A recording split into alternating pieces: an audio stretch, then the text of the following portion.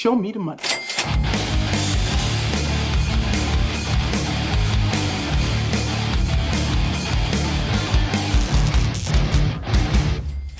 Uou! Tá começando mais um episódio do maior, o melhor, o mais admirado podcast Finanças do Brasil. Agazão. Uma honra, mais uma vez, estar aqui do seu lado. Mas, episódio de hoje mais do que especial, né?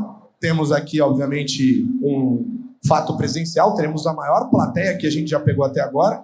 Exatamente. Então, vamos fazer merda em público junto com vocês. É muito bom não estar sozinho nesse momento. E é aniversário do Fernando Ferreira também. Aí sim.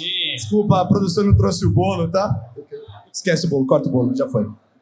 Mas cervejinha é melhor, né? Cervejinha é melhor. Boa. Vai combinar mais com o ambiente de hoje. É isso. Bom, galera, o episódio de hoje obviamente, nome do evento Pré-Copom, não tem como não falar sobre esse assunto nesse momento. Então a gente vai falar hoje com duas grandes lendas do mercado, pesos pesados do pensamento econômico, né? E a nossa ideia é falar tanto de política monetária aqui no Brasil quanto lá fora. Diferente da última vez que a gente fez o Pré-Copom no outro, era muito óbvio, né? Já estava meio que dado que ia rolar e para essa vez não vai ser a mesma coisa. Dessa vez a gente está mais dividido. Se é 13,75, se é 14, até lá fora tem uma pequena dúvida, né? Estavam precificando até a possibilidade de um aumento de 100 bips. Mas é isso. Hoje quem vai responder essas perguntas não somos nós.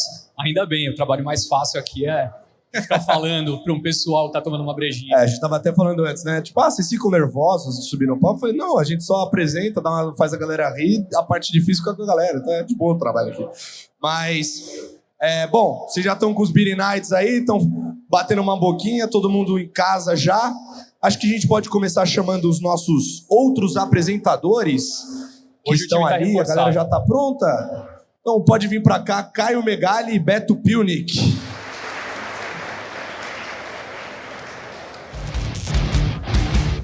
Bom, como a gente está com convidados aqui de currículo extremamente extenso, né? Diferente do meu, eu vou pegar aqui a minha colinha, né? Sou de Deus também, para a gente chamar os nossos convidados e a gente começa o nosso bate-bola aqui. Bom, Henrique Stetter, diga lá. Nesse nosso momento RH aqui improvisado. Bom, a gente tá há um tempo aí na frente do Stock Picker, já falamos com muita gente fera demais. Algumas vezes mais inteligente que a gente, né? São raras as vezes, mas acontece. Acontece sempre, né? Pois é, e hoje a gente vai ter a honra de receber dois outros grandes caras, tá? Um deles, ele é sócio fundador da Legacy Capital, ele atua no mercado desde 2002 e foi economista-chefe do BBA e do Santander, da mesa de tesouraria. Ele é engenheiro formado pelo ITA, que a gente não foi autorizado nem de chegar perto da porta do ITA, imagina, o cara foi formado lá. E também tem PhD na Universidade de Chicago. O outro ingressou na casa que ele está hoje em 2013 como sócio, que é a SPX. Mas ele começou a carreira dele no banco BBM em 1991. Aonde você estava em 1991? Eu não vou falar onde eu tava porque é meio estranho, mas... Eu não estava nem no planejamento dos meus pais, até porque eu fui um acidente, claramente, né?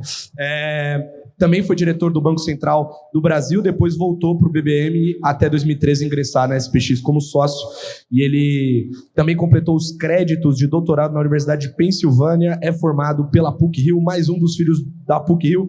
Sejam muito bem-vindos, Pedro Jobim e Benny Parnes.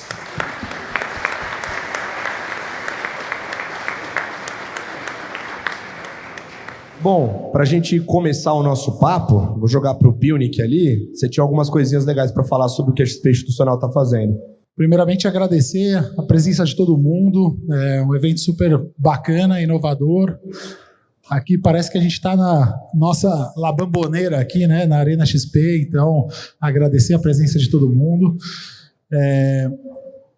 Olhar para estar aqui junto com o Jobim e com o Beni, para mim é uma honra muito grande. Eu acompanhei demais aí, o surgimento de ambas as gestoras, a SPX desde 2009, a Legacy, eu lembro quando o Guerra saiu do Santander, eu troquei uma mensagem com ele, eu falei, Guerra, não sei o que você vai fazer, mas a gente vai trabalhar junto com vocês e virou o que virou, né? E acho que são É um prazer estar aqui com eles.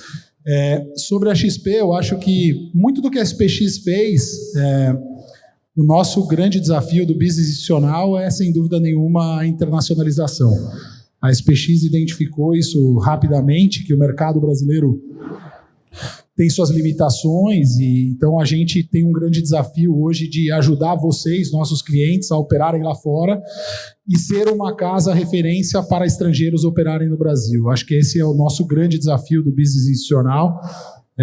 Graças a vocês, a gente tem uma posição dominante de mercado em vários dos negócios que a gente controla na corretora, em outras linhas de negócio também, tesouraria, private, varejo. Então, isso tudo graças a vocês, mas eu acho que o grande desafio, e a gente conta com a ajuda de vocês, é que vocês participem da nossa internacionalização, que a gente vai fazer e vamos fazer com qualidade. E para isso a gente precisa dar conteúdo para vocês. Eu acho que essa parceria com o Stock Pickers, ela não somente para o institucional, mas para o varejo, para todas as linhas de negócio da XP, ela é muito importante, e a gente vai continuar fazendo eventos como esse. Então, agradecer o convite, agradecer a parceria. É isso aí. Pô, chama a gente sempre mesmo. A gente adora fazer isso aqui. Aliás, você falou muito bem, né? Acho que o mais legal desse evento é a plateia qualificadíssima da plateia. Plateia normal. Essa galera aqui podia ser convidada do Stock Pickers, né? E a pressão do nosso lado também fica maior, né? Sempre. Mas a sorte é que esse pessoal aqui do BN... A gente joga para eles, né? Hoje a gente está munido de informação. Uma porrada de gente aqui que faz conta pra caramba, ganha dinheiro no mercado.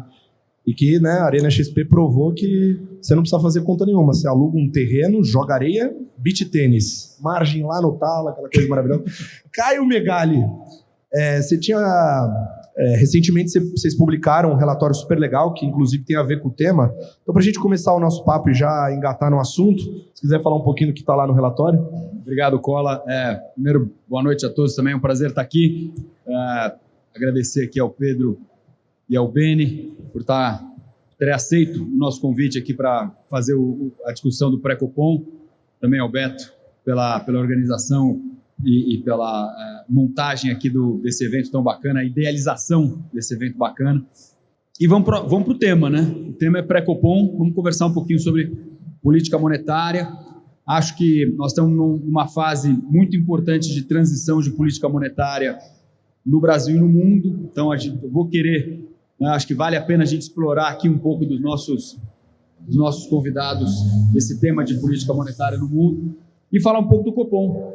Amanhã, a reunião começa hoje, o Banco Central decide a taxa de juros amanhã e, pela primeira vez desde março do ano passado, talvez a gente volte a ouvir o manteu, né, nas mesas de operação. Olha, o que está ali no nosso esquenta do Copom? Né? O Cola está se referindo ao nosso relatório esquenta do Copom, que a gente publica tradicionalmente às segundas-feiras, falando um pouquinho da nossa visão. Eu vou dar aqui o meu pitaco sobre como a gente está vendo essa reunião, e aí depois a gente toca a bola aqui. Enfim, o Banco Central brasileiro começou esse processo de alta de juros antes dos demais, e está provavelmente chegando no fim do que pode ser o fim do ciclo, ou pelo menos o fim dessa primeira etapa aqui de ajuste monetário nessa reunião. A nossa opinião é que o Banco Central, de fato, para de subir juros nos 13,75 por algumas razões, né? Acho que a primeira razão é que, enfim, as taxas de juros hoje já estão num nível bastante contracionista, perto de 8% em termos reais. Eu acho que isso vai propiciar ao longo do tempo a desinflação da economia brasileira, mas mais importante do que isso é que, diferente, sei lá, do ano passado, né? O ano passado, em 21, os bancos centrais mundiais não se mexeram. A inflação é uma inflação, no nosso ponto de vista, muito global. Então, os bancos centrais estavam muito para trás. Mesmo que o nosso Banco Central se ajustou, ainda que parcialmente, os outros ainda estavam muito expansionistas. Então, a política monetária muito expansionista do ano passado foi a inflação alta desse ano. Para o ano que vem, as políticas monetárias estão se ajustando. Acho que o Fed amanhã vai fazer pelo menos 75. O Banco Central da Europa surpreendeu, talvez o Banco Central da Inglaterra acabe surpreendendo essa semana também. Acho que eles estão mais atrás da curva aí entre os três principais. Eu acho que a gente está criando condições monetárias um pouco mais apertadas para segurar a demanda para frente e a gente assistir a desinflação global. Esse é o lado da demanda. E pelo lado da oferta, qualquer indicador aí de cadeias globais de produção, custos de fretes, não voltaram ao nível pré-pandemia, mas caíram bem. E eu acho que a gente está contratando também para o ano que vem condições de oferta melhores. Então, acho que oferta e demanda mais balanceadas, a gente vai ver uma desinflação global e isso vai ajudar a trazer a nossa desinflação para baixo também. Boa parte da queda da inflação atual é corte de impostos, mas a inflação desse ano já caiu mais do que o que se explicaria pelo corte de impostos, e a projeção e as projeções de mercado para o ano que vem também estão caindo, um pouquinho, mas estão caindo. Então, acho que o Banco Central, pelo menos aqui, conseguiu produzir essa inflexão, ou pelo menos estabilização da alta das expectativas de inflação que vinha marcando Copom após Copom as nossas discussões aqui. Completa o call de manutenção a vontade do Banco Central de parar, que nos parece ter transparecido essa nossa visão nas últimas comunicações. Nossa impressão é que o Banco Central está afim de experimentar um pouco o nível de juros atual, experimentar um pouco, entender um pouco o que vai acontecer com a política monetária global, com a inflação global, né? E como de lá para cá, o que para mim é um dos pontos, é o ponto mais importante da decisão do Copom, que são as projeções dele de inflação. E eu acho que as projeções dele de inflação comparado com o outro Copom ficaram iguais ou caíram um pouquinho. A inflação do ano que vem está na meta, no modelo deles, né, e do outro ano também. Acho que ele para por aqui. E para com um discurso, também nesse esquenta do Copom, a gente tem que se divertir um pouco também, né? E aí a minha brincadeira lá é pegar o statement e tentar chutar um statement, como é que ele o que ele vai falar e tal. E eu acho que a comunicação talvez seja até mais importante do que um 25 a mais ou não nesse Copom. Acho que a comunicação vai vir uma comunicação de pausa para avaliação muito mais do que fim de ciclo. O seguinte, olha, mundo, sei lá onde o Fed vai parar, sei lá como é que vai ser o inverno na Europa, sei lá se a China vai invadir Taiwan. E aqui estamos entrando num período eleitoral que traz consigo uma incerteza, principalmente de como vai ser a reancoragem da política fiscal a partir do ano que vem. Então, olha esses movimentos dessas grandes incertezas no mundo e, se precisar no ano que vem voltar a subir, volta a subir. A minha impressão é que se nós não formos, só para fechar aqui o meu tostãozinho aqui, se nós não formos felizes em fazer a reancoragem da política fiscal, a política fiscal brasileira anda hoje, como o americano fala, patina no gelo fino. Dívida já é muito alta, carga tributária já é alta, inflação não é desejável mais pela sociedade, então não tem mais escolha, né? O Brasil foi se financiando com inflação, depois com carga tributária, depois com dívida. Agora, meu amigo, reequilibra e reancora as expectativas de juros, de despesas, que era o que o teto de gastos fazia lá atrás e ainda continua fazendo, mas está meio desgastado, acha uma nova narrativa, mas traz de novo uma disciplina e uma regra clara sobre a evolução dos gastos, ou sem ancoragem fiscal, neste momento, eu acho muito pouco compatível com meta de inflação, Banco Central independente, meta de inflação de 3%. Aí a gente começa a flertar perigosamente com dominância fiscal, etc. Então, acho que nosso cenário base tem uma reancoragem fiscal, a inflação vai para perto de 5% no ano que vem, e aí eu acho que tem espaço para o Banco Central reduzir o juro, ainda manter os juros acima aí do neutro, mas para perto de 10% da Selic, que daria um juro real de 5%. Né? Então é assim que a gente vê a situação a partir do segundo semestre do ano que vem, diante de duas premissas básicas. Fed para ali, perto de onde o mercado está precificando, entre 4% e 5%, por ali, e há essa reancoragem fiscal, que acho que a gente só vai saber mesmo depois do período eleitoral. É isso aí. É até legal começar aqui nosso bate-papo ouvindo o Caio, né? Porque ele está do lado dos entrevistados, dos entrevistadores, mas, todo o conhecimento que ele tem já dividindo aqui com a gente nesse início, acho que já é uma boa introdução do alto nível de discussão que a gente vai ter hoje.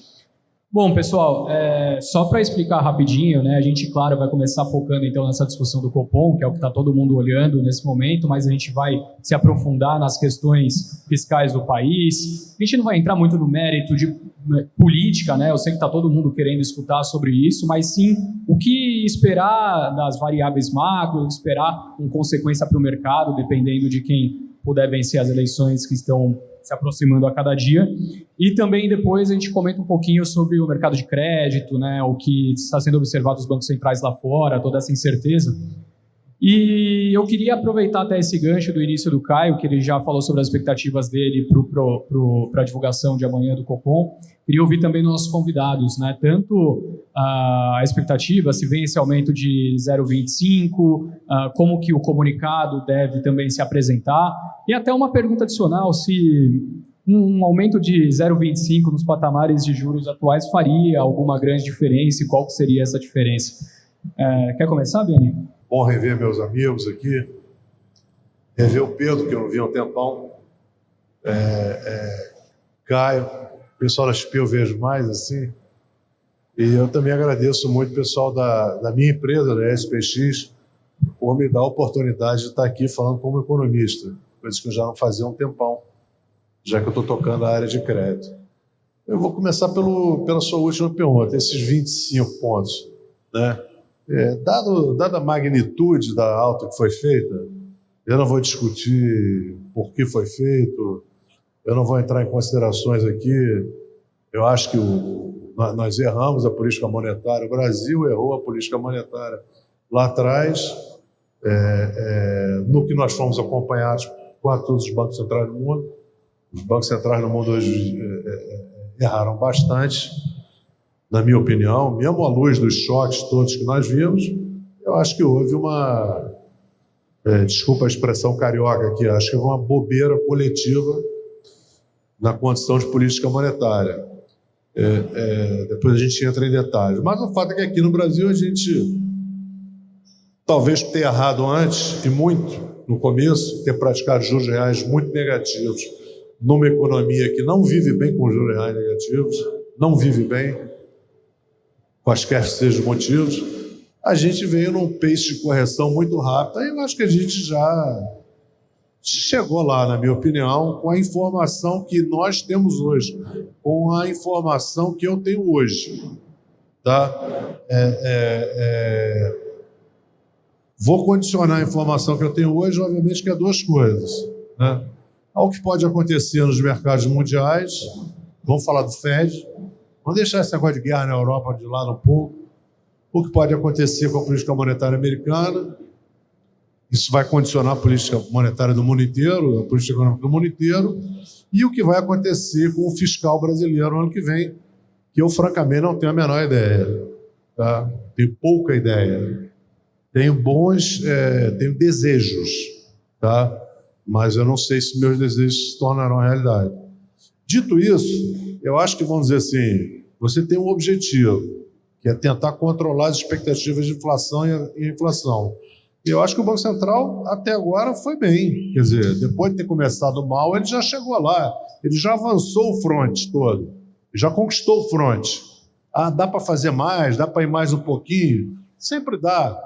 Dá para fazer mais 25? Dá. Mas isso fazer 25 para mim, eu estava brincando com o Pedro, isso para mim é que nem jogar pedrinha. Assim, já fez tudo. Você já conquistou ali seu território, já está ali, você vai dar um tiro para o alto para dizer que você está ali. Isso não vai adiantar nada. Acho muito mais importante, dado o nível de juros reais que você tem hoje, na minha opinião, no Brasil, a trajetória da inflação que está começando já a dar sinais de queda.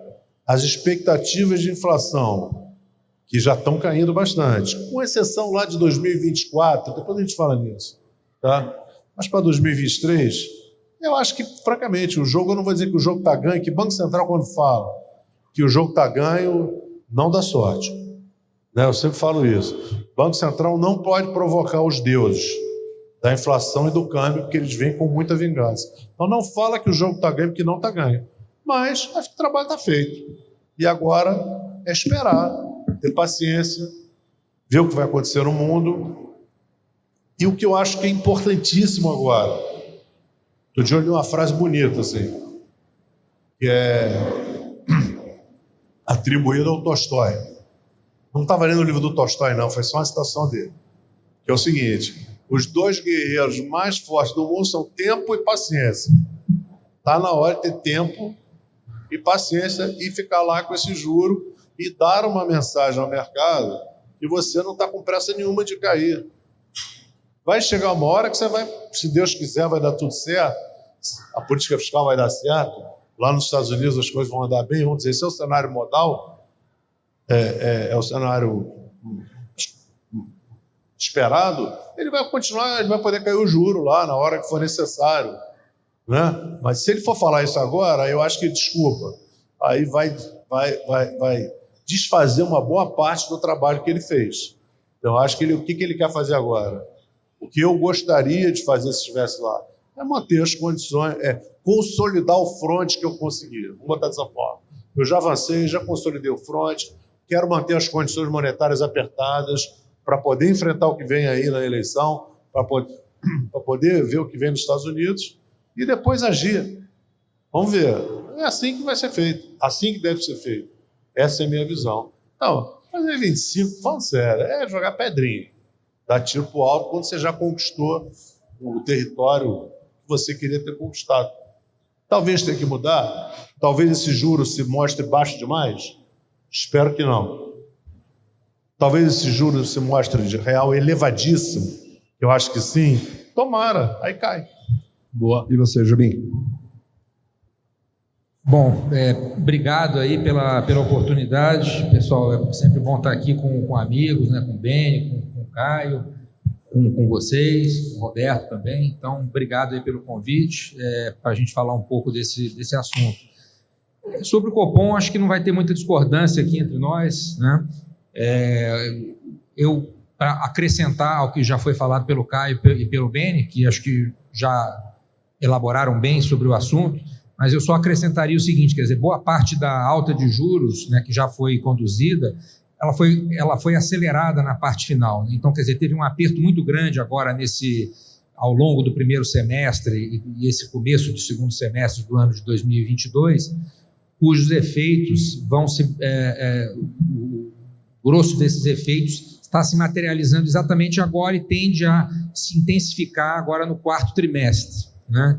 Então, são as últimas doses aí do remédio que estão maturando e fazendo esse efeito. Então, me parece que você está realmente naquele ponto, né, até olhando o que está acontecendo com a expectativa de inflação e a própria inflação. A inflação está alta ainda, você pega os núcleos de inflação, eles já estão caindo, embora ainda de um nível bem alto, mas a espinha aparentemente já foi quebrada, né? E as expectativas de inflação estão em queda, né? Quer dizer, acho que teve uma inflexão muito grande da expectativa de inflação desse ano e do próximo, né?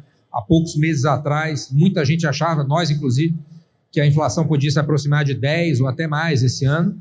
Ela vai acabar sendo um pouco mais do que 5, né? Se tudo continuar do jeito que parece que vai. E ano que vem, né, que parecia também difícil, né, o Banco Central cumprir a meta, né? O pessoal está falando, vamos para um terceiro ano consecutivo de quebra de meta, agora você já está ali, né, entrando ali ainda na banda de cima do corredor da meta, mas com a tendência de se aproximar mais. Então, são sinais que sugerem que a estratégia correta a partir desse momento, como o Beni colocou, e eu concordo, é de sinalizar de que, a partir de agora, a estratégia é manter o juro nesse nível até que haja sucesso na convergência da inflação e das expectativas de inflação para esse horizonte, né, que é o horizonte basicamente 2023 e, aos poucos, também 2024. Então, acho que o case aí tá bem claro pela manutenção e pela mudança de estratégia. Só colocar aqui, é interessante que eu compartilho dessa visão de vocês, mas o mercado fechou hoje, no mercado de opções, eu tenho que fazer um jabazinho aqui, que a gente tem 70% de market share desse produto, precificando uma probabilidade de 67% somente. Eu digo somente porque eu compartilho, a gente ouvindo aqui fica muito claro, mas o mercado não tem essa certeza toda. Então, o mercado fechou hoje com uma probabilidade de 67% do Banco Central não fazer nada, né? Então você vê que não é o mercado, alguns players discordam um pouco disso, né? Total. Agora, mudando um pouquinho para crescimento, né? O Brasil, ele se mostrou muito mais forte do que todo mundo estava esperando, né? A expectativa de crescimento de PIB era 0,5, foi para 3. E aí a gente conversando ficou com a dúvida, né? Queria perguntar para vocês, se quiser até emendar, Jobim, já começar daqui. Isso é sustentável a longo prazo? Quais são os triggers que o Brasil precisa para continuar crescendo? Deixa eu aproveitar a bola de PIB e dizer se isso atrapalha a política monetária para frente, porque tem uma grande dúvida ali, né? Se a gente está com emprego baixo demais, isso vai, ou taxa de desemprego caindo muito, isso pode gerar pressão de inflação lá na frente. É uma das grandes surpresas positivas que nós tivemos, né? A melhora do emprego, mas se isso, na linha do que o Colasso perguntou, né? Se isso também pode ser problema para a política monetária do BC em algum momento.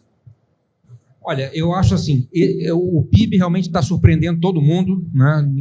Eu diria que ninguém mesmo esperava que a gente fosse caminhar para crescer 3% esse ano, e principalmente, né, hoje tem quase 100 milhões de pessoas empregadas, é um recorde absoluto na população ocupada, isso a gente não via há bastante tempo, a gente está caminhando para ter 8% de desemprego no final desse ano. Agora, o juro real ele já está bastante alto, né, por qualquer métrica aí que você procure medir, ele já está num patamar restritivo e aí começa o ciclo de crédito, né? Então você começa a ver aos poucos um aumento da inadimplência, né? Ainda que seja em patamar moderado, mas isso a gente acompanha com o setor bancário, isso está acontecendo, né? O comprometimento de renda das famílias está elevado, né? E à medida que o Banco Central avançou nesse processo de juros, ele logrou, né, na nossa visão, colocar as condições financeiras já em patamar restritivo. Então, é verdade, quer dizer, essa atividade acho que aumenta um pouco o stake, mas não invalida, pelo menos na nossa visão, o fato de que a estratégia a partir desse momento é esperar, né, porque a dose já está bastante e corre o risco de você ficar, quer dizer, a gente chegou com o juro a 2%, você subiu, na verdade, quase 1.200 pontos, né, ao longo aí de um ano e meio. É bastante coisa, né, tem muitos lags aí envolvidos. A gente vai abordar acho, também a parte lá fora, mas é provável que a gente ingresse numa recessão moderada ou intensa do hemisfério norte. Isso vai ter consequências aqui para a nossa demanda também. Então, sim, a resposta é sim, né, isso dificulta um pouco, mas acho que não invalida essa escolha aí do Banco Central nesse momento. Pedro matou bem a charada aí. Eu só quero fazer 2 pequenos comentários sobre o crescimento do PIB. Eu acho que tem coisas que dá para explicar e coisas que não dá para explicar. Tá? Eu acho que tem um efeito. Primeiro, o que eu acho que dá para explicar? Você olha isso na Constituição Civil. Tem um efeito defasado de juros reais negativos. Em ativos que tem tempo para construir, construção civil. Tanto que já está desacelerando agora, né? Se você olhar a venda de materiais de construção civil, nas séries de comércio já estão caindo. Mas estavam subindo para boa, porque o juro real estava baixo demais, né? Então isso explica uma parte do crescimento que transbordou para esse ano, né? 2. Outra coisa que dá para medir, o investimento tem surpreendido. E o investimento que tem surpreendido é o investimento privado, né? O bicho saiu aí na mínima de 14, já está 17, não é isso, Pedro? Você que tem a mente mais jovem do que eu para número. 17, que está mais ou menos acompanhando a poupança. Esse investimento privado pode, na minha opinião, estar se dando em 2 lugares. Um é um investimento complementar aí a desregulamentação da economia, concessões, etc. Tá? Uma coisa está ligada a petróleo. O Brasil vai se tornar um grande país produtor de petróleo, se ninguém atrapalhar, né? E tem uma coisa que eu acho que a gente vai, se Deus quiser, conseguir medir bem no final do ano, que é o setor agro. Eu acho que o setor agro da economia brasileira é muito maior. Eu falo isso há um tempão, né? Mas então eu fico com fama de defensor da festa do peão lá no trabalho. Não é isso. Eu acho que o setor agro é muito maior do que as pessoas imaginam nessa economia e tem um poder enorme, multiplicador. Né? Dois, esse setor, este ano, foi favorecido, né? Obra do destino, o juro subiu muito e ele recebe juro subsidiado. Ora, isso a literatura acadêmica mostra isso. Isso é um impulso extraordinário na atividade desse setor. Não que ele precisasse, mas ele recebeu. Ele não pediu, ele recebeu. Tá?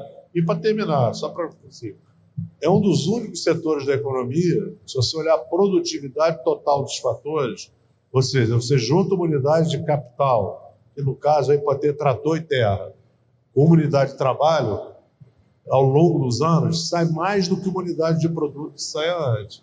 Então, o setor está ganhando produtividade o tempo todo, como um todo, há mais de 15 anos, sem precisar ocupar terra, dado um pedaço de terra que você tem, o maquinário que você tem e o trabalho que você está melhorando suas tecnologias e está produzindo cada vez mais com aquelas unidades, aqueles insumos que você tem. Então, é um setor que estava muito dinâmico na economia.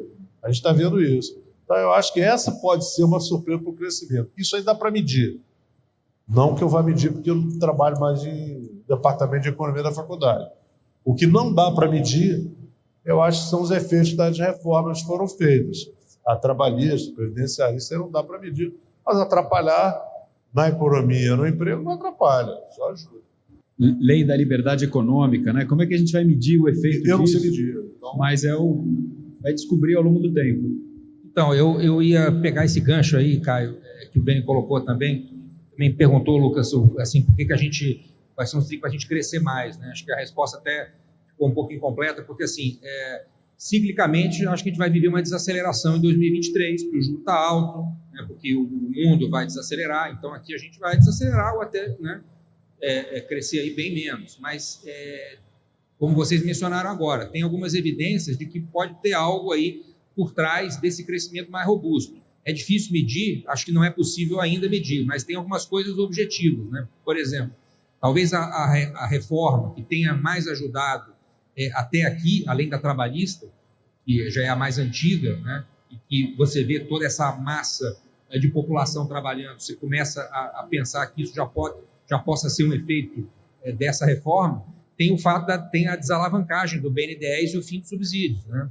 Então, na saída de 2014, 2015, 2016, o crédito do BNDES representava mais ou menos 20% total do PIB e tinha uma proporção muito grande e caiu 10 pontos do PIB desde 2016. Então, isso abriu espaço para quê? Para crédito livre, para instrumentos de renda fixa, de debêntures, para debêntures de infraestrutura, para FIAGRO, para esses instrumentos com e sem incentivos, mas de crédito livre, né? E não subsidiado ou imposto, né, a grandes conglomerados, como era a prática até 2016. Então, fica ali, a gente vai viver uma desaceleração cíclica, mas você fica aí com um hint, que talvez no próximo ciclo de crescimento você possa já estar trabalhando com um PIB potencial mais alto, claro, se as coisas que vêm sendo feitas ao longo desses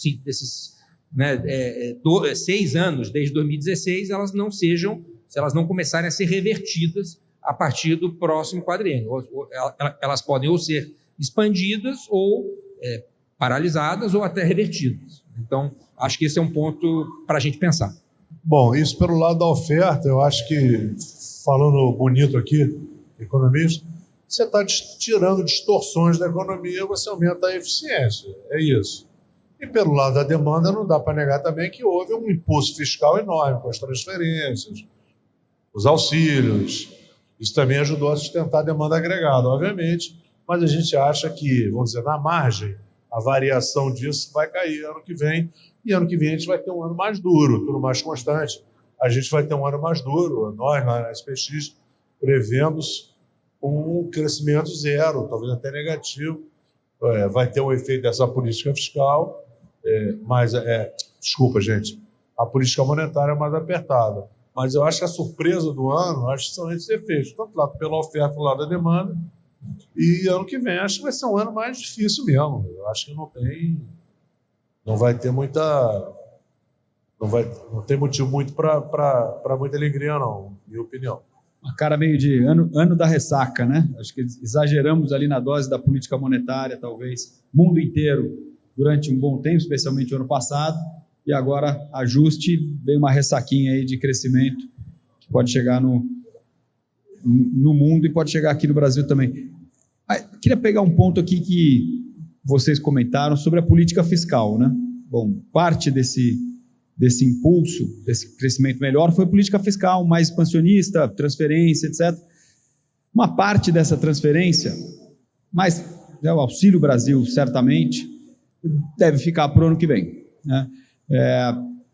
Voltar aqui no meu tema ali da transição fiscal.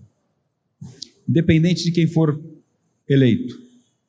Imaginem um ministro da Fazenda, ministro da Economia, que queira reancorar fiscalmente a economia. Mas tem aqui algumas condições de contorno que ele vai precisar certamente acomodar, por exemplo, os R$600, porque todos os candidatos aí já disseram que pretendem manter, né, a política. Pedrão, deixa eu começar com você aqui, depois para o Beni. Como é que você imagina que seria uma reancoragem fiscal? Um cenário que dá certo. O que não dá para... Não tem jeito, vai ter que acomodar? Como é que dá para reancorar? Como é que você imagina uma política fiscal, digamos, estamos lá em um ano daqui, estamos em setembro, né? Setembro de 2023, deu certo a política fiscal, como é que ela está? Certo, excelente ponto. Hoje a situação fiscal, ela é menos calamitosa como alguns talvez queiram fazer crer, né? O país ele está fechando esse quadriênio com uma despesa sobre o PIB muito parecida, até um pouco menor do que aquela do início do quadriênio. Então, como é que você mantém essa perspectiva? Você falou, Caio, que você teve uma expansão do auxílio, foi uma expansão relevante. O Bolsa Família, por exemplo, era um programa que custava 0,3, 0,4 do PIB, né? Era 35 bi na época. Hoje você caminhou para ele ser 1,5% do PIB, e em torno de meio ponto disso vai acabar ficando acima do teto, né? Agora, vamos lembrar o que aconteceu o ano passado, né? O ano passado, quando você teve aquele rearranjo do teto para entortá-lo e fazer caber a expansão do Bolsa Família, que se transformou no Auxílio Brasil, muita gente, eu inclusive, achava que a gente ia entrar num regime de perda de confiança e que o Brasil, em função dessa quebra, ia viver uma recessão já em 2022. Isso não aconteceu.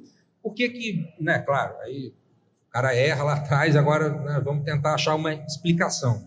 Se as coisas, então aí já respondendo a tua pergunta, cara, quer dizer, se a coisa, se o que você colocar em cima do teto seja visto como algo necessário e mensurável, né, que não exceda, por exemplo, meio ponto do PIB, num ambiente em que você talvez já esteja com o PIB potencial tendendo a ser um pouco melhor do que esse que a gente se acostumou, né, 2,5%, com 2% de PIB, 2 e pouquinho, a situação de solvência do Brasil é outra, né? Com 1% de PIB, que é aquilo que muita gente tem na cabeça, realmente a coisa não funciona quase de jeito nenhum. Você pode fazer o budget que você quiser, que a coisa não vai funcionar. Mas com 2% de PIB, 2,5%, fica mais simples. O que eu acho que não deveria ser feito é você começar a criar um indexador, por exemplo, que exceda IPCA mais X, né, mais 1,5%, para quaisquer despesas, ou eventualmente isentar do teto, né, tirar do teto uma rubrica muito grande, como, por exemplo, investimento público, né? Então, eu acho que a fórmula correta passa por isso, você deixar esses exemptions em torno de meio ponto do PIB, preferencialmente ligados a programas de distribuição e de redução da pobreza, que são necessários para um país como o nosso, né, que tem essa necessidade, ao mesmo tempo em que você garante a continuidade dessas reformas que parecem estar permitindo a gente crescer um pouco mais. Se você for nesse caminho, o país daqui a 4 anos é outro. Gazão, o Beni vai falar também? Boa. Bom, agora vai voltar o velho pessimismo aqui. Eu acho que a gente está no limite. A gente está chegando muito perto do limite. Não estou dizendo que o Brasil tem dominância fiscal, longe de mim falar isso, tá? Mas eu acho que, voltando aqui à contabilidade básica, eu vou irritar o Pedro, porque o Pedro já estudou isso, tanto que... E o Caio também. Mas assim, o governo, ele, de um lado, ele gasta e arrecada, e do outro lado, ele tem duas maneiras de financiar. Né? Tirando, tem o déficit, ele tem que financiar o déficit da seguinte maneira. Ou ele vai emitir dívida, ou ele vai emitir moeda. Seja moeda, inventa aí o nome que você quiser. Essa dívida pode ser doméstica, pode ser externa, pode ser indexada, pode ser prefixada, pode ser o que você quiser. Mas, assim, o fato é que nós fizemos um aumento de dívida, PIB, de 30% num espaço muito curto de tempo. Muito curto de tempo. E demos uma sorte danada nesses últimos 2 anos. Um, porque a economia cresceu, aí não é sorte, a economia cresceu muito mais do que a gente esperava, e 2, o aumento do preço das exportações brasileiras, das commodities, né? Ele teve 2 efeitos. Eu não vou torturar vocês aqui, que estão aqui. Teve um efeito lá no cálculo do deflator do PIB, mas isso aqui é igual conversar com o dentista, não vou entrar em detalhe. Tá? E a arrecadação subiu muito, tanto pelos preços de energia como preços de exportações do Brasil. A arrecadação hoje no Brasil é muito ligada aos preços de exportações do Brasil. Está voltando aqui o tema do agronegócio. Mas nós chegamos num ponto, como bem disse o Pedro aqui, a gente vai estar gastando 1,5 com essas transferências aí de Auxílio Brasil, auxílio disso, auxílio daquilo. Essas coisas, quando você chega num número desse, ou quando você chega num acordo político como esse, por bem ou por mal, você pode chamar isso como você quiser. Populismo, corrida por fundo do mar. O fato é que você chegou. Porque se um candidato promete que vai fazer, o outro vai ter que prometer que vai fazer também. Tá? Então isso aí eu já tomo como um dado.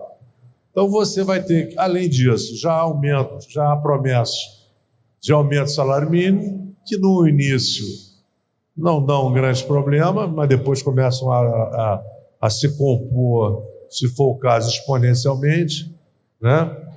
Principalmente se forem acima do crescimento do PIB, acima da inflação, da produtividade, aumento do salário mínimo, correção da tabela de imposto de renda, enfim.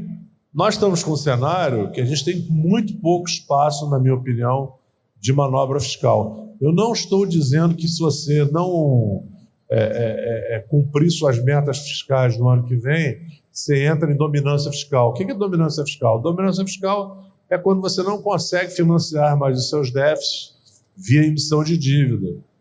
É basicamente isso. Quanto mais dívida você emite, mais inflação você causa. Só para tornar uma história aqui longa, curta, é mais ou menos isso. Tá? O Brasil já viveu períodos assim, no seu passado, a década perdida. Tá? Eu acho que a gente está longe disso ainda, mas não está livre disso ainda. Tá? Então você tem que vir, na minha opinião, com um plano crível do ponto de vista fiscal. Execuível, que as pessoas cheguem e falem o seguinte: pô, dá para acreditar nesse cara. Esse cara tem uma regra que ele vai seguir, ou ele tem um comportamento no passado que me garanta, que me assegure que eu possa financiá-lo via títulos. Então, ele pode ter um déficit agora, mas eu tenho certeza que ele vai curar esse déficit, tá certo? Ou que ele vai fazer coisas com que a economia cresça de forma que o peso da dívida diminua na sociedade.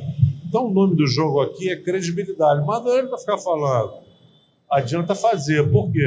Porque a gente já está num nível de dívida que não é baixo. Já estamos lá em 80% do PIB, grosso modo. Tá? Num país que paga 5% de juros reais.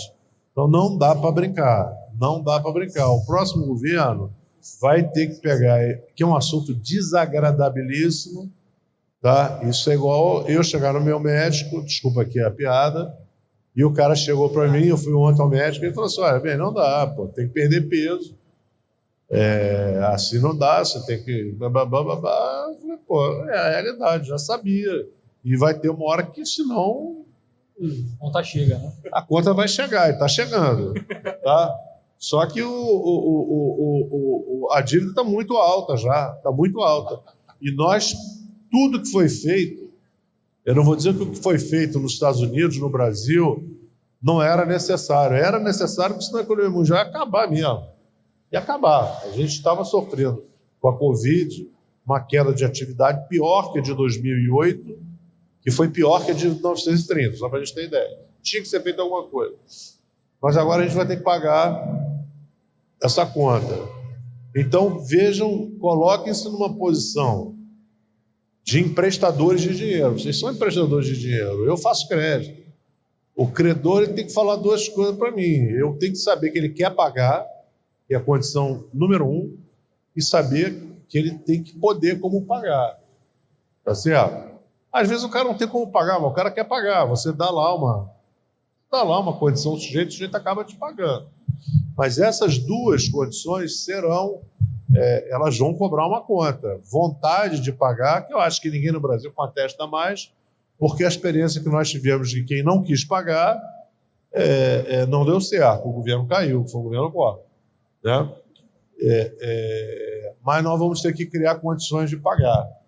E você só pode criar condições de pagar de duas maneiras. Cortar o gasto, que é a melhor coisa que você pode fazer, mas o orçamento é muito engessado. 2, aumentar impostos, acho que será feito. O problema é que isso prejudica o crescimento. E você vai ter que fazer reformas para melhorar o crescimento. Então, para diminuir o peso da dívida. Então, neste setor, mais uma vez, eu acho que quem quer que seja o próximo governo, tá? E aí tem afinidades e não afinidades, eu não vou entrar aqui no mérito, tá? Facilidades e não facilidades, vai ter um trabalho hercúleo pela frente de ajustar as contas fiscais do Brasil. Não precisa ajustar no dia seguinte, não precisa ajustar na semana seguinte, tem que ter um plano, o plano tem que ser crível, para que você crie essas condições de manter a economia estável, crescendo e a inflação sob controle. Senão a gente vai ver o que a gente já viu no passado. Países, déficit elevado, crescimento baixo e a inflação sobe. Não tem jeito. Tá? E eu acho que a gente conseguiu escapar desse troço. Né? A gente conseguiu escapar daquelas décadas perdidas de 30 anos, né, Pedro? Sei lá. Mas a gente tem que escapar disso. Tá? Tem que fazer um trabalho fiscal duro. Então eu vou fazer aqui uma brincadeira com Deus. Eu prometo que se o Brasil fizer um ajuste fiscal, eu também vou perder peso. Vamos entrar em... Acho que... Será que vai acontecer? Eu não sei. Coincidentemente, mudando de assunto, amanhã tem o FED, né? Eu acho que todo mundo, mesmo quem não acompanha a economia, esse ano teve que entender um pouquinho o quão importante isso tem para todas essas conversas que a gente está tendo, né? E aí uma pergunta meio que eu não imaginei que eu faria dessa forma, né? A gente até conversando ontem, e aí eu abro pro Beni para inverter um pouco a ordem. Será que o Fed fez barbeiragem? Será que, assim, eu lembro num episódio do Stock Pickers que a gente fez com o Guerra e com o Carlos Voltz, e eles falaram, o brasileiro está acostumado com essa inflação, então o Banco Central foi indo, começou antes e foi indo. Não me parece que foi o caso com o Fed, que ele subiu, dava sinais opostos, o mercado melhorava, então isso traz uma volatilidade muito maior. Então eu passo para você, Beni, dá para dizer que teve uma certa barbeiragem, uma falta de conhecimento, se é que dá para dizer assim, como que você analisa aí o Fed amanhã? E só para complementar um ponto, na discussão que a gente estava tendo ontem, eu acho que o Beni utilizou uma expressão muito interessante, né, que foi a mediocrização dos bancos centrais. Exato, né? Perfeito. Acho que é um assunto interessante para a gente debater, tem muito a ver com esse cenário. Pô, eu nunca mais vou ser convidado para seminário algum na minha vida depois dessa. A gente gosta de uma aspa forte. Mas eu acho que vamos lá. Pedro, eu vou botar você no fogo também. Eu acho que assim, vamos lá, primeiro lado da dificuldade das coisas, né? O mundo sofreu em 2008, o mundo ocidental, né, que eu digo. O primeiro grande abalo, que foi aquele de 2008, foi um problema de falta de supervisão bancária, excesso de alavancagem, né? E depois a gente teve agora esse negócio da Covid. Então foram 2 choques gigantescos, né? E você teve que adaptar a sua política econômica, política fiscal, para tentar, vamos dizer, combater esses efeitos. O problema em política econômica, na minha opinião, não é o que você tem que fazer, é o que você tem que deixar de fazer depois. Isso aqui é o problema. Então, assim, 2008, eu não sei o quê, o FED foi lá, deu garantia, comprou títulos colateralizados, lembra até que o Congresso não aprovou na primeira, a Bolsa quase perdeu. Depois o Banco Central, o Tesouro salvou os bancos, o Banco Central fez aquele programa, o Tesouro fez aquele programa de compra de títulos colateralizados, salvou. Depois teve a crise da Europa, que foi consequência disso, também houve uma intervenção, né? E a gente se acostumou com isso, a discussão era zero lower bound, e aí foi se criando uma ideia de que o Banco Central pode tudo, né? Podemos fazer tudo, né? O Banco Central resolve, ele é um bombeiro, você chamou o bombeiro para resolver o problema e ele resolve qualquer problema, ele não resolve qualquer problema, tá? Mas você acaba, muita gente se aposenta, muita gente começa a trabalhar, assume o poder nesse ambiente. Você me desculpa, nesse ambiente. A grande discussão era zero lower bound.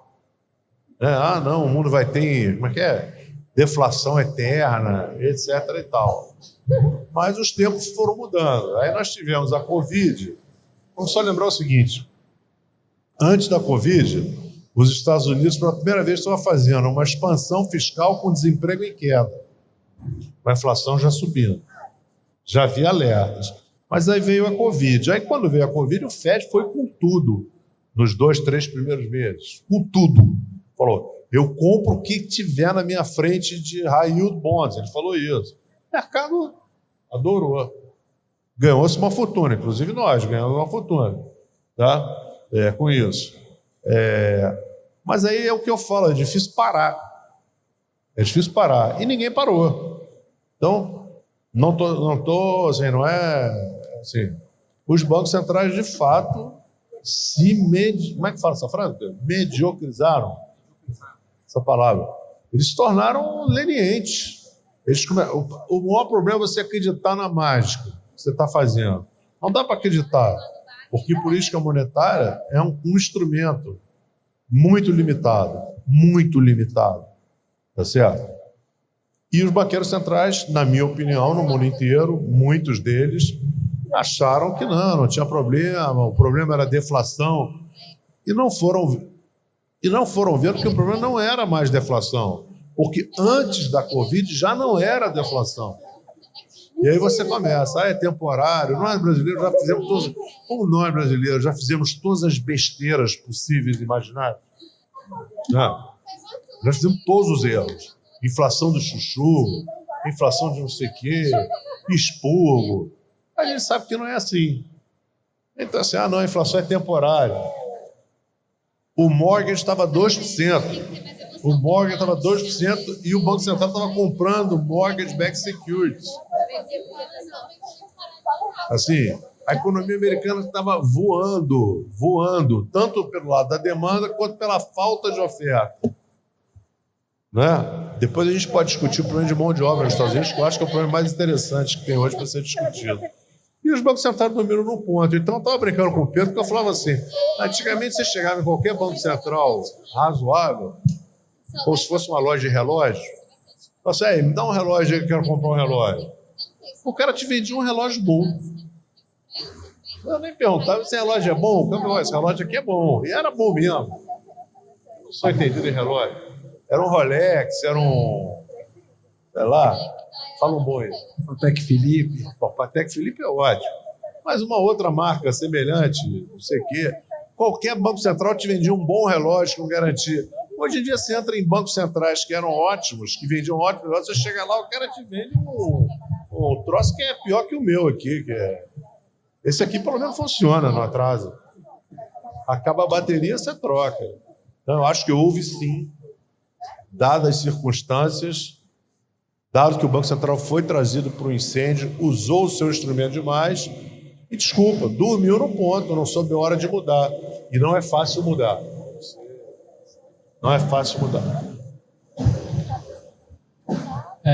Eu queria aproveitar até que o Beni comentou um pouquinho sobre essa questão da mediocridade dos bancos centrais atuais. É difícil mesmo falar essa palavra, mas eu queria ouvir de você, Pedro, um pouquinho da sua avaliação sobre amanhã, né, a decisão do Fed. O mercado até chegou, depois do CPI que tivemos recentemente, a começar a precificar um possível aumento de 100 bips. Queria ouvir as expectativas e se você acredita que eles ainda estão bastante atrás da curva, como era a opinião generalizada alguns meses atrás. Henrique, assim, eles estão atrás da curva e, assim, acho que eu queria explorar um pouco o que o Beni colocou e acrescentar aí alguns pontos, tentar explicar, né? Mas comentar aqui por que eles estão atrás da curva e por que essa situação ainda pode durar e as consequências.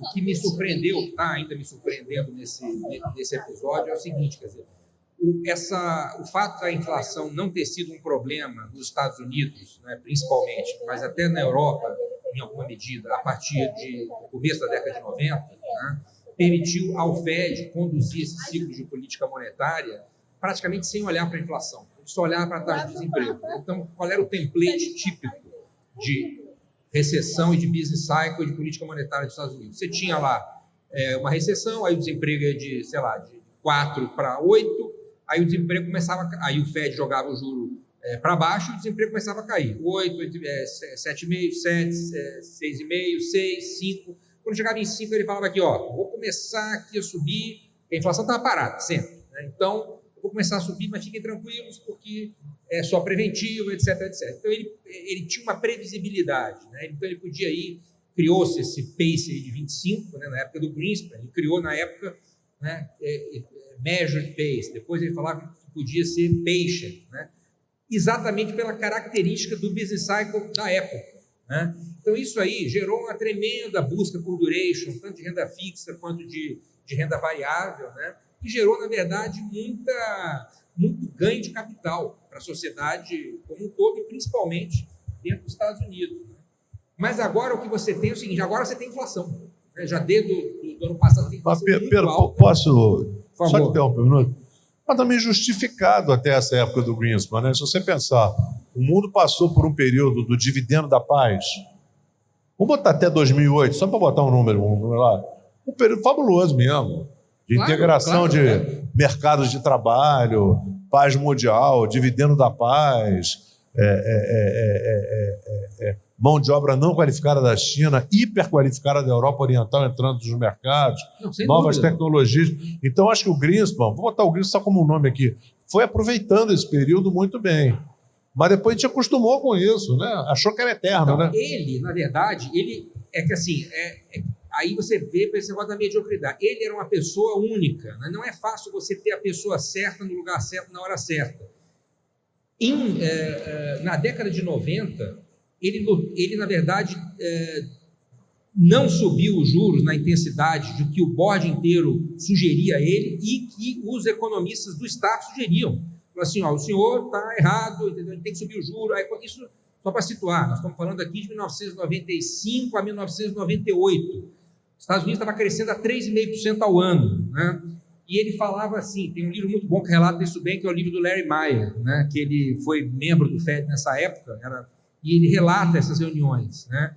E o Greenspan, ele segurou aquele juro mais baixo praticamente sozinho, contra um comitê que historicamente, vai ter inflação, né? A atividade está muito forte, nós estamos chegando no desemprego abaixo de 4, e ele falava assim, calma, eu estou fazendo aqui umas contas de produtividade, acho que está acontecendo alguma coisa aqui. Ele mesmo fazia as contas, ele reunia os relatórios lá do NBR, do BEA, e chegava à conclusão que os Estados Unidos podia estar com um nível de produtividade muito mais alto, que depois se revelou verdadeiro e que permitiu eles trabalharem com um juro alto, mas muito menos alto do que todo o board do Fed queria na época, e viver uma fase de prosperidade espetacular. Então, assim, agora, ele é um cara talhado, né? Aí as pessoas que estão aí hoje, elas estão, vamos aqui de 25, então, assim, no template antigo. Isso aí quem podia fazer era o Greenspan, porque ele podia. Primeiro, ele criou isso porque ele identificou um setup global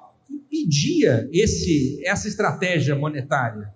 Agora a estratégia é outra. Então você tem assim, é como se tivesse um kindergarten no Fed, né? Quer dizer, você tem pessoas hoje, na média, muito desqualificadas, né? São pessoas carreiristas, pessoas economistas medianos, ali os melhores, né?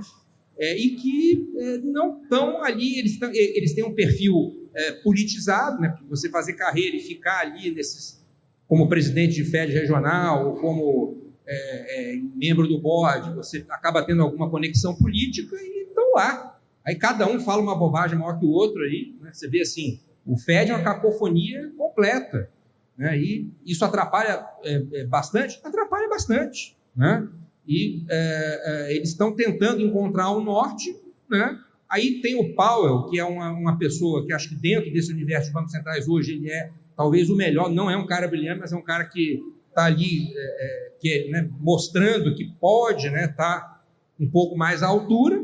E aí, respondendo aí a tua pergunta, Henrique, acho que a mensagem vai ser, vamos aqui de 7,5 e passar a mensagem que a gente precisa manter esse ritmo enquanto a inflação não demonstra que está cedendo porque a gente acha que ela deva ceder. Então, acho que a gente vai caminhar para um juro Fed Funds ano que vem de 5 ou até mais.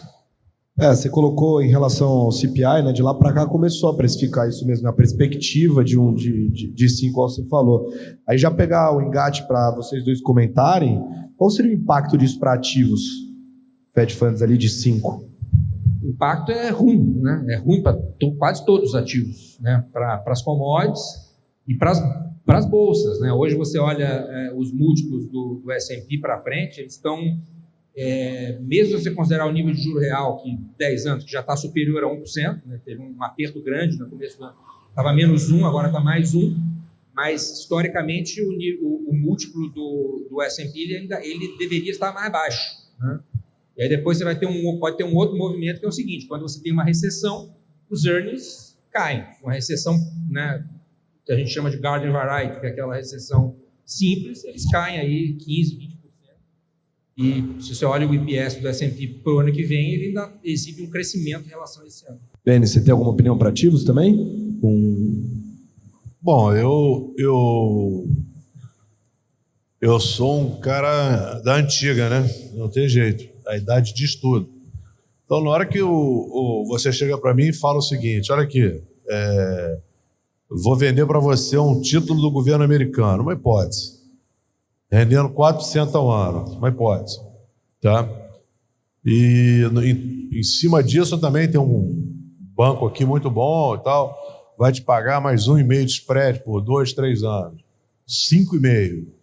Se eu acredito que a inflação vai cair, ou seja, o que o Pedro está dizendo, o juro real é elevado, eu acho que é uma proposta muito boa de valor. Então, o preço dos ativos vai ter que se ajustar, já está se ajustando. Já tem preço que já se ajustou, outros não se ajustaram? Certamente, tem muita coisa boa. A gente estava conversando isso hoje, oi Pedro. Tem muita coisa boa. Não quer dizer que não vai ficar melhor ainda? Vai, pode ficar. Agora, vamos lá. Períodos de elevação de juro real nos Estados Unidos. Tá certo? Períodos que vão se coadunar com períodos prováveis de elevação de juros na Europa, porque a Europa vai ter que fazer uma política fiscal expansionista para trocar a matriz energética, que eles caíram lá no conto do gás russo. Isso custa uma grana e não traz eficiência nenhuma. Piora a eficiência da economia. Provavelmente vão se engajar num projeto de expansão militar, provavelmente. Tá? Então, juro mais alto na Europa. Juro mais alto nos Estados Unidos, com a China acelerando, para mim isso é juro mais alto com prêmio de risco mais elevado. Eu não vejo, é como eu estou vendo o mundo. daqui para frente. Ainda tem muita gente que acredita no soft landing. Ele é uma possibilidade, não vou dizer que não é. Acho que pode acontecer, pô. Sempre tem uma primeira vez. Mas eu não vejo. Eu vejo que se você pegar, vamos dizer assim, o que o mercado acha? O mercado acha que é o seguinte, pô, o cara vai botar o juro, né? Como é que eu estou traçando aqui? Vou botar o juro em, vamos lá, dos 5 do Pedro, aí a inflação começa a cair, eu vou para um triângulo, começa a cair. Eu não acredito em nada disso. Eu acho que o cara vai subir o juro e vai ficar com um retângulo, assim, um tempão. Aqui no Brasil também, lá mais.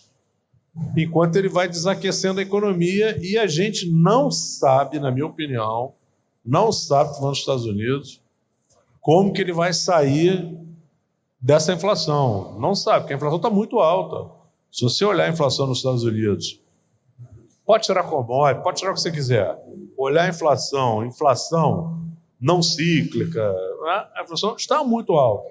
Está rodando aí, está cá de 6%, só para dar um número. Tá?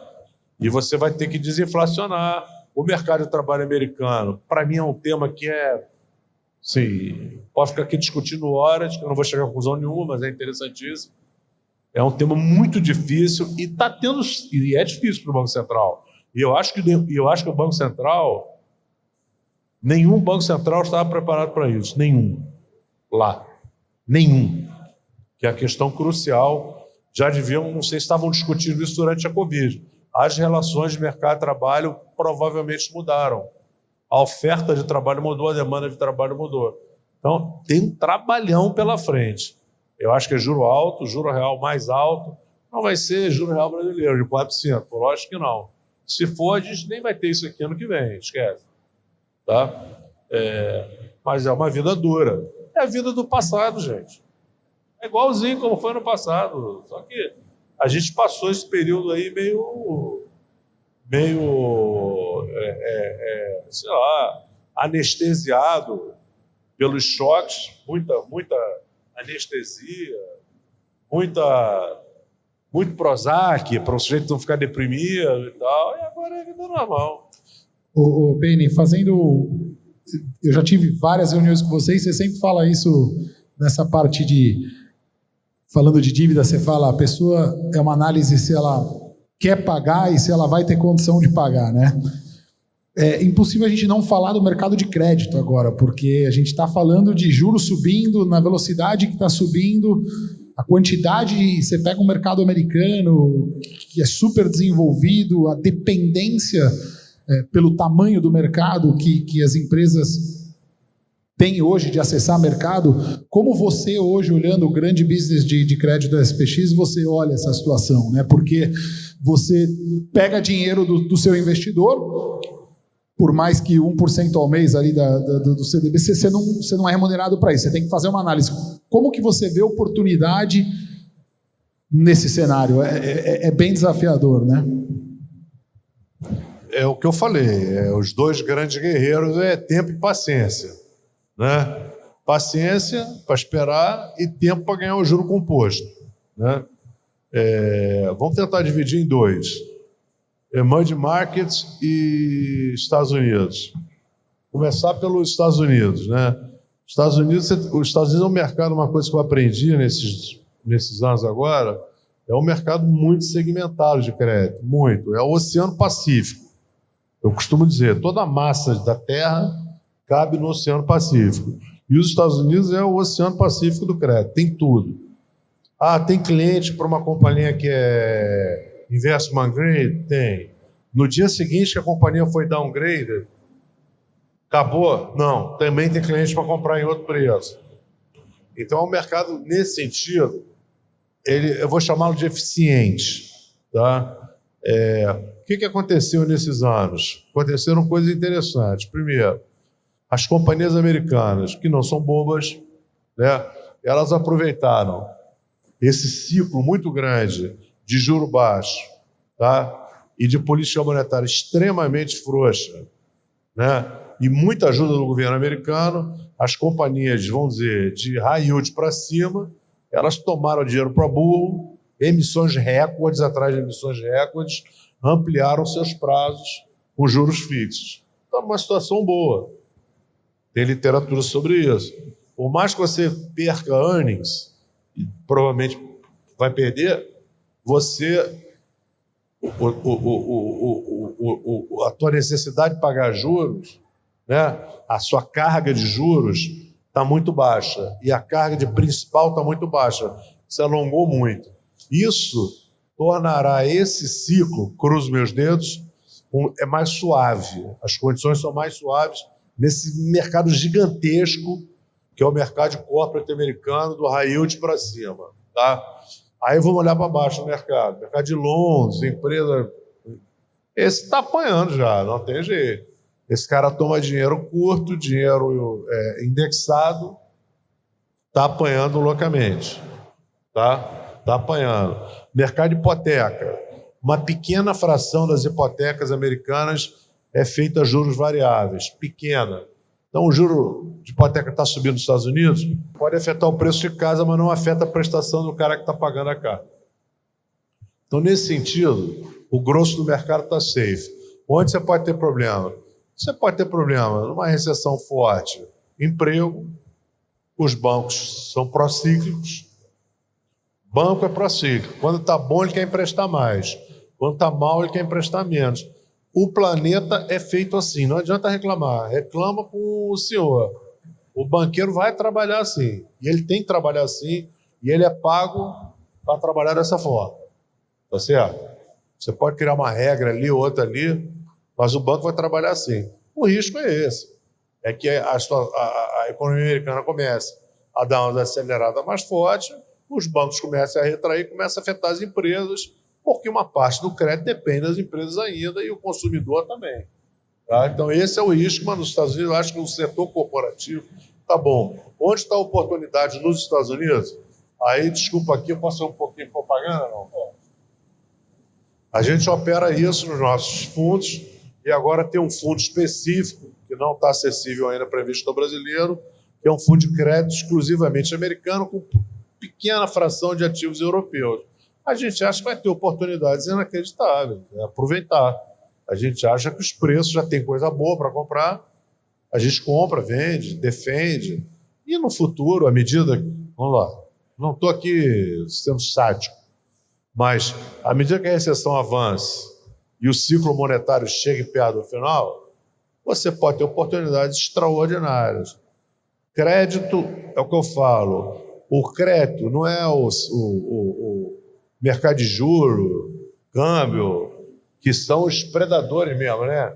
Tigre, leão, onça. O crédito é o jacaré, ele fica deitado ali quietinho, economizando energia. Ele só pode ir na boa. Na hora que o Gnu for lá cruzar o negócio, ele pô. Então o crédito está nessa situação, já está começando a aparecer caça ali para ele vir. Ficou um tempão sem nada, coitadinho. Os spread high yield estavam 300 bases, 200 e poucos bases, não pagava nem a liquidez nem o risco. Agora está começando a melhorar, está começando a aparecer, desculpa que é maldade, aparecer a caça, o jacaré já começou a tirar o olho ali da água ali para começar a caçar. Então vai ter muita oportunidade. A gente está muito otimista. Emerging Markets, vamos lá. Regra número 1, regra número 2, regra número 3. Condições financeiras mais apertadas no mundo, dólar valorizado, juro real alto, prejudica Emerging Markets. Tá? Prejudica mais, prejudica menos. Prejudica pelas commodities, que vão cair de preço, já estão caindo. Dólar forte, juro alto, lá fora real, cai preço de commodities. Tá certo? E países que têm necessidade de financiamento, não é o caso do Brasil, vão pagar um dólar mais caro e vão ter que tomar dinheiro mais caro, não tem jeito. Se você olhar o cronograma dos países que eu considero normais de amortização do setor privado, é muito tranquilo nos próximos 2, 3 anos. Tá? Onde a gente viu o problema mesmo? A gente sabe onde foi. Foi na Rússia, foi na Ucrânia, foi no setor imobiliário da China, todo mundo acompanhou, e num subsetor pequeno lá do México, lá, de não financeiras e tal. Em geral, a situação, os fluxos de caixa são razoáveis. Mas, à medida em que esse período prolongado de juros dos países centrais, período prolongado se prolonga, essa foi horrível. A gente, obviamente, tem que ter um pouco mais de cautela e os preços terão que se ajustar. Alguns preços já se ajustaram, tá? Bolsa, eu não tenho a menor ideia. Tá? Eu não conheço. Tudo que eu leio, o que me dizem é que o mercado de bolsa ainda precifica de forma mais benigna um soft landing.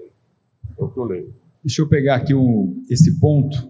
Você estava falando aí das mudanças de mercado e citou en passant taxa de câmbio, né? E eu acho que a taxa de câmbio aqui pode ser chave tanto para a nossa decisão de Banco Central aqui, de Copom, como para como vai ser a evolução. Aliás, eu estava até vendo aqui, a gente faz tradicionalmente também lá na XP a nossa sondagem pré-Copom, né, com institucionais, investidores institucionais. O Vitinho mandou aqui na lista, eu estava vendo, só 15% aqui acha que vem 25%, 85% acha que vem manutenção, mas mais de 25% acha que deveria fazer 25%. Então tem uma turma que acha que o Banco Central vai até errar. Mas voltando para o câmbio aqui, economista não se livra dessa pergunta, então não vou livrar vocês dessa aí também.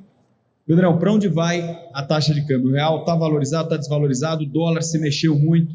Como é que você vê esse equilíbrio das taxas de câmbio, especialmente o real aqui, para o ano que vem? Para esse final de ano, né, e para o ano que vem? Essa pergunta é difícil. Assim, o que me parece que vai acontecer? A gente vai continuar vendo um ciclo de alta de juros nos Estados Unidos, em alguma medida nos países desenvolvidos também. Aqui, o juro já está alto, parou, né, vai ficar aí esse nível. Esse ambiente de juros altos e de condições financeiras apertadas, como o Beni falou, e eu concordo, é ruim para mercados emergentes. Então, essa perspectiva de você observar uma desaceleração da atividade induzida por essas condições financeiras apertadas, ela tende a ser pró-dólar, né? Então, olhando só a condição cíclica da política monetária e a provável desaceleração da atividade global no primeiro semestre do próximo ano, a gente deveria ver o dólar se apreciando contra a média aí das moedas, né? O real está numa situação diferente. Olha, é aquilo que a gente estava falando antes, né? O país parece estar aí aos poucos se posicionando melhor em termos de crescimento, né? Tem uma outra questão que é a seguinte, né? O preço de commodities, né? Que acho que é uma grande incógnita aí desse momento, né? Se a gente realmente vier a observar essa desaceleração grande, é difícil você imaginar que preço do petróleo, preço do minério, né, e commodities agrícolas, aí, metais, eles não voltem a cair, né? Em geral, nas recessões é assim. Por outro lado, todas essas commodities, principalmente as metálicas e energéticas, estão com oferta muito reduzida mesmo, né? Por falta de investimento nos últimos anos, é uma coisa crônica, né? Teve uma mudança grande nessa matriz e o mundo está com falta de posto de petróleo, está com falta de minas de várias commodities metálicas. Então, isso deveria suportar esses preços num nível um pouco melhor. Se esse for o caso, eu acho que ajuda aí o país. Então, acho que assim, a gente ainda deve ver uma apreciação cíclica do dólar, mas dentre as moedas, me parece que o Brasil é uma das melhores posicionadas. E aí acho que dá para acrescentar também alguns outros motivos, né? A cesta do dólar, ela é muito concentrada nos parceiros dele, né? Os maiores, né? Que são China, que são Reino Unido, Europa, que são regiões enormes e que estão com problemas muito graves, né? A China não vai voltar a ser, pelo menos a nossa visão, de que não vai ser esse motor de crescimento que ela foi aí durante esses anos todos. A gente pode ver aí para a China um crescimento na faixa de 2,5%, 3% para frente, que é muito diferente, né? Empresas, dado o que está acontecendo na China, se você é uma empresa que está entupida ou está investida, está com cadeia de produção até a tampa em China, você quer diminuir ou quer aumentar? Acho que na média vão querer diminuir, né? Europa está numa situação muito difícil, né? Com uma crise de energia que não vai ser simples de equacionar. vai viver uma inflação muito alta, com um juro que vai estar sempre lagging, então isso acaba colocando uma pressão de depreciação no euro. O caso da Inglaterra é parecido, então assim, o real, ele é quase, mas caramba, tem um cara aqui que, pode crescer, é lastreado em commodities, está com juro alto, entendeu? É bom. Então, assim, acho que tem essas duas forças aí, e sinceramente, na média, eu acho que esse valor da tela aí tá bom. Acabou o tempo? Ai, que coisa. É como o Ben Bernanke dizia, né? Bora tomar uma? Ele falava essa. Chegou o momento. Galera, muito obrigado pela presença de todos. Esse foi mais um episódio de Stock Pickers. E é isso. Semana que vem tem mais. Um beijo. Tchau. Show me the money.